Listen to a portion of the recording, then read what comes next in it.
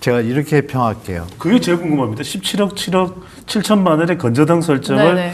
그냥 뭐 있을 수도 네. 있는 일로 봐야 되는 건지 자꾸만 뭐 색안경을 끼고들 보고 있으니까 그게 정확하게 궁금해서. 말씀드릴게요. 네. 적법합니다. 전혀 그렇죠. 문제 없습니다. 뭐. 그런데 중요한 건 네. 지금 말씀 주신 것처럼 약간 고수라 그럴까요? 부동산을 많이 해본 분들은 그건 그냥 평상시에 하는 거예요. 근데 이제 우리 일반 분들은 거의 접할 기회가 없습니다. 네. 내 집 마련도 못했는데 그거 할 기회가 어디 맞아요. 있어요. 예. 그죠? 그러니까 괴리감이 많이 생겼잖아요. 그 와중에 말씀처럼 대출을 좀 줄여놨잖아요. 네. 그리고 이제 언론에 나오는 형태는 대출을 갭투기 형태로 이제 포장이 된 게 막 나오다 보니까 민심이 들끓잖아요. 네. 뭔지 모르지만 이상한 건 맞잖아요. 그런데 적법해요. 제가 드릴 말씀은 그거죠. 적법해요. 문제 없고. 그리고 여러분들이 아시는 2022년에 전 정부 윤석열 대통령이 됐잖아요. 예. 그때 LTV가 40%였는데요. 강남 4구 일대가 50%로 확대를 했어요. 확대를 하니까 그때 강남 들어오고 싶은 분들이 대출이 안 돼서 못 들어오다가 10%도 크니까 막 샀어요. 사다 보니까 이제 그러면 강북에 있는 집을 팔고 오는 분들이 있을 거 아니에요. 예. 똘똘한 한치 현상 때문에. 예. 근데 이제 막 한데 계약을 했는데 계약 날짜가 나는 집이 그러니까 이 주인은 나는 잔금을 요때 받고 싶은데 네. 이 사람은 예. 집을 팔아서 안만 해도 한 20일 늦겠어요. 그러면 이게 안타깝잖아요. 예. 이럴 때 지금 이 대통령이 하신 것처럼 그러면 20일 뒤는 내가 기다려줄게. 기다려주는데 너는 이 사람 나는 어떡하냐. 돈 받지도 않았는데. 예. 그러면 내가 그럼 네가 안 주면 이거 경매 날리게 근저당 붙여놓게. 그게 대출의 형태가 아닌 거죠. 네. 똑같이 빌려준 건데 우리가 은행 대출의 개념으로 접근하면 이거 받을 돈은 똑같아요, 둘 다. 예. 근저당은. 이건 개인이 근저당을 했잖아요. 근데 이자 이런 걸 떠나서 이 사람은 돈을 늦게 받기 때문에 채권보호를 설정해서 안 주면 바로 경매 들어가는 거고 은행은 똑같이 받을 돈인데 은행은 이자 수익이 목적이에요. 네. 계속 가잖아요. 예. 약간 차이가 있죠. 거래의 차원인 거죠. 이거는. 그렇죠, 그렇죠. 당사자의 거래되는. 차이인데 예. 목적도 약간 다르죠. 그러면 우리가 생각할 게 법적으로 문제가 없구나까지 이해가 되는데 굳이 그렇게까지 해서 왜 팔았을까? 힘들게. 약간 오해를 사잖아요. 예. 그 갭투기 얘기도 나왔는데 갭투기도 전혀 아닌 게 토지거래 허가구역이잖아요. 갭투기가 안 돼요. 왜냐하면 만약 이분이 갭투기로 근저당을 들고 계속 간다 가정하면 일단 벌금이 너무 셉니다. 그 입주를 안 하면요, 6개월 내에 그 세입자 기간 안 하면 매년 이행 강제금이라고 해서 토지거래하고 내가 집을 사면 실거주 의무가 기본이잖아요. 예. 그러니까 안 들어오고 갭투기를 한 상태면 1년마다 10% 집값에 30억에 10%면 3억이잖아요. 예. 1년마다 벌금이 딱딱 나와요. 2년이면 6억이고 3년이면 10억이 날아가는데 안 들어오겠어요? 이러다가 집이 날아가겠네요. 그렇죠. 네. 그러니까 이거는 갭투기는 아닌 거죠. 근데 이제 갭투기라고 또 이제 막 하니까 공격을 많이 하셨죠. 예. 아니고. 그리고 마지막으로 중요한 건 그거 좋다 이거예요. 왜 이렇게 시끄럽냐. 제가 신혼부부예요. 네. 뭔지 모르지만 이 괴리감을 느끼는 거예요. 이 금액이 커서 그럴까요? 17억 그죠? 7천만. 네. 그럼요. 지금 젊은이들은 대기업 다녀도 5년, 10년 해도 5억도 쓸 거 쓰면 모으기 힘들거든요. 예. 근데 10초, 7천을 막 갭투기 뭐 이런 용어를 알잖아요. 네.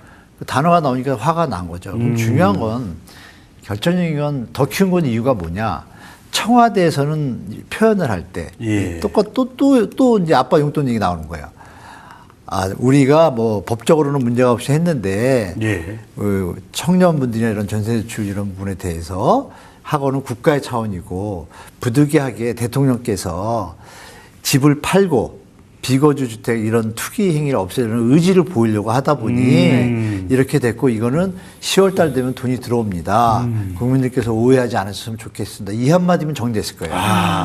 근데 그냥 뭐라 그러냐면 문제 없다 뭐 잃어버리니까 국민들이 일단 화가 나는 거예요. 예. 제가 드리고 싶은 말씀이 이 정치나 정책은 예. 국민 수용성이라는 게 기본입니다. 무슨 말하고 무슨 정책을 해도 어떤 사람이 잘난 척하고 막 이러면 그거 보고 싶잖아요. 네. 예. 이런 감성적인 EQ 정책을 항상 같이 해야지 정책은 성공하거든요. 예. 그 개념이 없이 가다가는 자빠지거든요. 네. 그 얘기를 좀 이번 정부 좀 드리고 싶어요. 만약에 그랬다면 지금 이렇게 화 안 났을 거예요. 예, 교수님 말씀대로 이렇게 소통을 그렇게 좀 더 소통, 그쵸. 적극적으로 구체적으로 또 설득력 있게 하는 게 중요한 국민의 거라는 입장에서 말씀을 생각을 주셨는데 하고, 그쵸. 또 하나 이 너 문제 없어 이러면 예. 아니, 그래 너 문제 없어 그래 너 나도 문제 뭐 이렇게 된 거야 감정이 그냥 사람 네네, 말 그쵸. 한마디가 부동산 대토론회에서 큰 이슈가 됐던 게 재건축 재개발을 해도 공급이 늘지 않는다. 아 또 대통령이 그렇게 교수님 얘기했죠. 이거는 어떻게 네. 봐요? 아 그럼 제가 반문해 볼게요. 아, 그러면 어떻게 늘릴래요 대통령님 이럴 수도 있잖아요. 네. 그러니까 그거는 이제 재건축 재개발을 막 늘려달라고 이제 토론자분들이 얘기를 하시니까 예. 하는데 말씀은 맞아요. 근데 맞는데 이것도 똑같은 방식이에요. 아 재건축 재개발을 활성화해야 되는 건 맞는데 예. 이 일반 공급보다 네. 늘어나는 숫자가 좀 적다. 20만 채를 부시고 지으면 25만 채나 30만 채밖에 안 나오고 예. 서울시 지금 5년 10년 해도 한 30만 채가 될 텐데 늘어나는 게 5만 7만 밖에 안 될 것 같다. 아. 효과가 많이 없으니 예. 우리는 다른 지금 3기 신도시나 일반 주택, 아파트가 아닌 주택에 용적률을 올려줘서 공급을 하는데 좀 애를 쓰겠다. 이러면 예. 아무 문제가 없었겠죠. 네. 이걸 딱 절단시켜서 마치 재건축에 조금만 도와주면 또 가는 현장도 있어요. 그것을 이렇게 단절시키니까 이제 앵커님 질문과 같이 언론에서도 좀 그런 보도들이 나오고 있는 것 같아요. 예. 조금 그러니까 표현을 제 생각엔 또 이렇게 머리 조심은 이해되는데 말이 아다르고 어다르다고 그런 것 좀 정부 대통령님도 조금만 더 신경 쓰시면 네. 국민들이 더 좋아할 것 같습니다. 아니 김인크도 네. 저기 청년이니까 네. 특히 이제 공급이 그 관심 많으실 거 아니에요. 맞아요. 예. 요즘에 뭐 신혼부부들 사이에서도 결혼해서 살 집 구하는 게 어렵다. 그리고 청년들도 또 어렵죠. 그런 한탄이 나오고 있잖아요. 네. 이것저것 뭐 대책을 내놓고는 있지만 정작 청년들 가슴에 좀 사이다를 주지 못하고 있습니다. 가장 시급하게 개선해야 될 건 뭔지 그리고 지금 적절한 핀셋 정책을 하고 있다라고 좀 보십니까?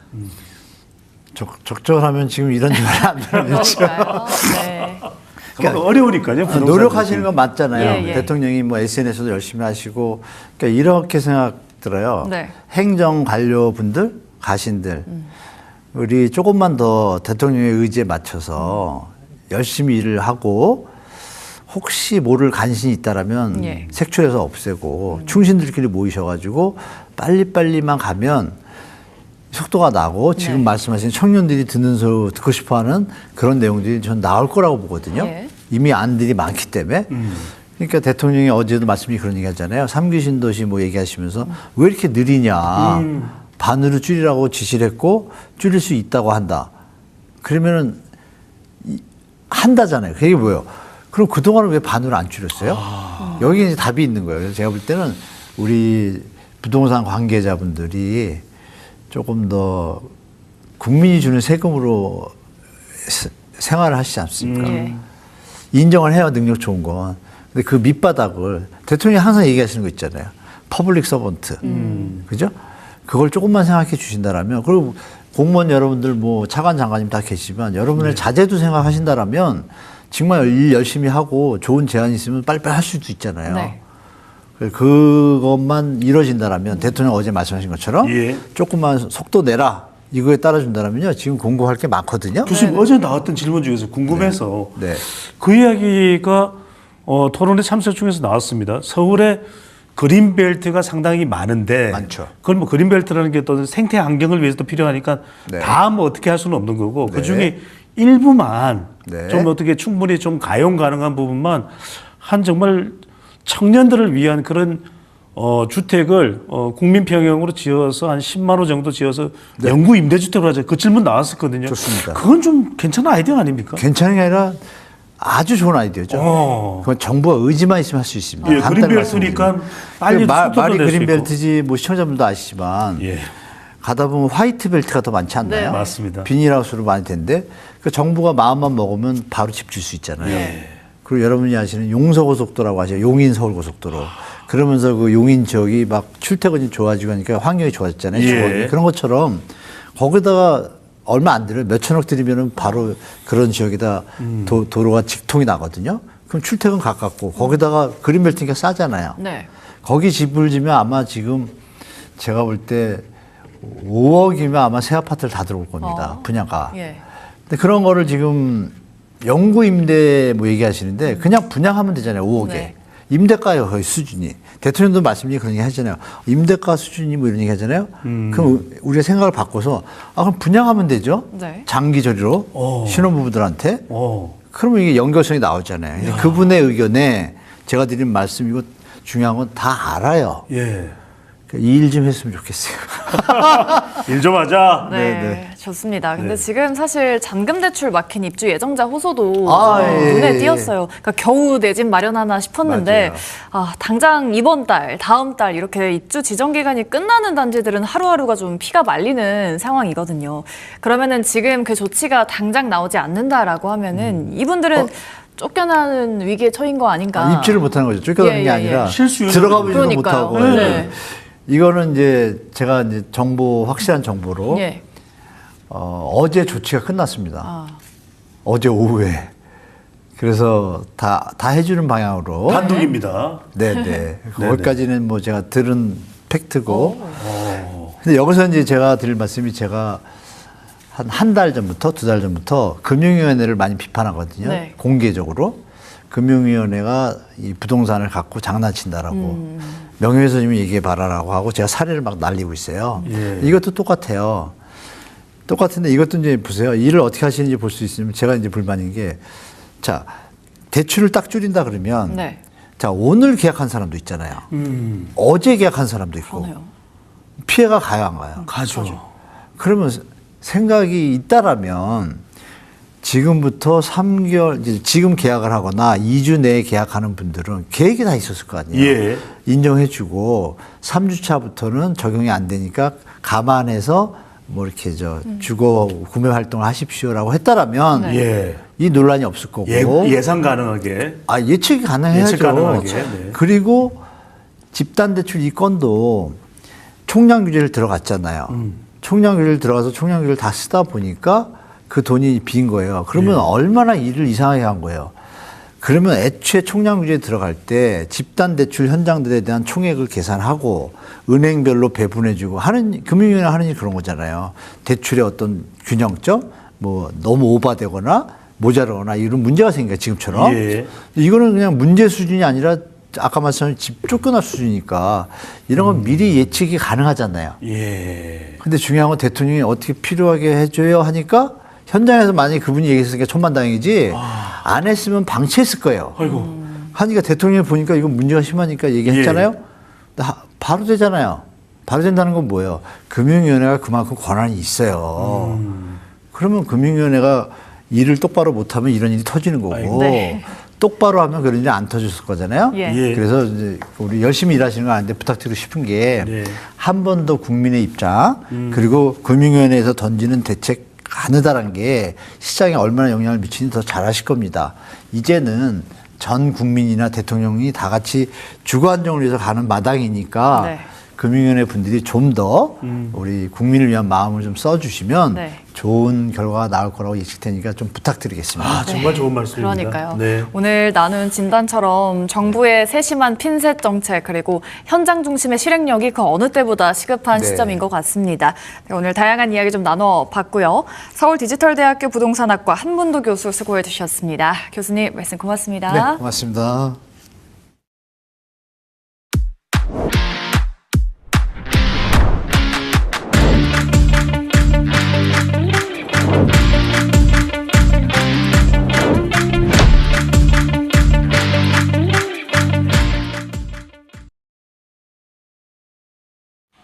오늘 한문도 교수님과 함께 정부의 금융 규제부터 공급의 한계, 그리고 서울과 또 지방 다른 지역의 극심한 양극화까지도 다 이야기를 들어보지는 못했지만 우리 부동산 시장의 뼈아픈 현실을 아주 밀도 있게 짚어봤습니다. 대통령이 나서서 똘똘한 한 채가 투기를 부추겼다고 지적하는 배경은 조금이나마 이해할 필요가 있을 것이고, 동시에 정부의 섣부른 규제가 역설적으로 불안감을 키웠고 똘똘한 한 채라는 각자 도생의 안전자산 추구로 매수자를 몰아넣었다는 항변에도 기울일 필요가 있어 보입니다. 특히 공급의 누적된 시차와 대출 총량 규제라는 일방적인 칼날 앞에 당장 입주를 앞두고 잔금 대출이 막혀 발을 동동 구르는 무주택 실수요자들의 절규는 참으로 뼈아픕니다. 부동산 정책은 거시적인 숫자를 맞추는 거친 총량 제어가 아니라 평범한 시민들의 주거 사다리를 섬세하고 유연한 서민금융, 그런 서민금융이어야 합니다. 투기 세력의 싹슨 잘라내되 서민들의 생존 발판까지 짓눌러서는 안 되기 때문입니다. 집값 상승 랠리에 올라타야 한다는 불안 섞인 탐욕에서 벗어나 시장의 냉정한 조정 과정을 지켜보며 진짜 주거의 본질을 고민하라는 전문가들의 공통된 조언은 무주택자분들에게 매우 시의적절한 이정표가 되리라 믿습니다. 부동산이 더 이상 자산 증식을 위한 피말리는 전쟁터가 아니라 우리 삶을 지탱하는 따뜻한 보금자리가 될 수 있도록 정책 당국의 철저한 현실 인식과 발빠른 대책 마련을 촉구합니다.